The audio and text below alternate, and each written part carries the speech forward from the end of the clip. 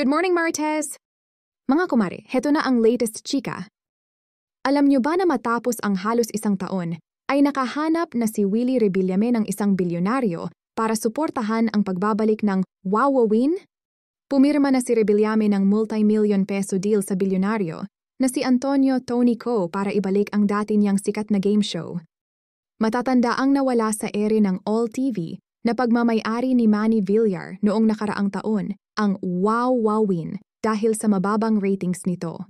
At heto na nga po, base sa mga posts sa social media ni Attorney Enrique Buco de la Cruz, ay nagkasundo na si Tony Co at si Willie Rebillame na buhayin ang kanyang showbiz career. May chismis pa na pumayag din si Co na bilhin ang multi-million peso yacht ni Rebillame dahil nahihirapan na din daw ang host na i-maintain ito mula nang mawala ang kanyang show sa TV. At hindi lang yan. Ayon sa chika, pati ang mansyon ni Rebillame sa Tagaytay, na matagal na niyang gustong ibenta ay bibilhin na din daw ng negosyante.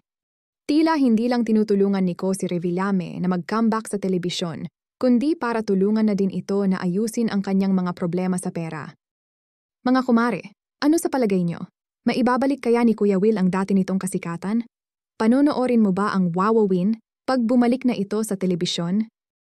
Paki-comment na lang sa baba ang inyong mga opinyon. Like and share na sa mga kumare ang video na ito kung nagustuhan nyo.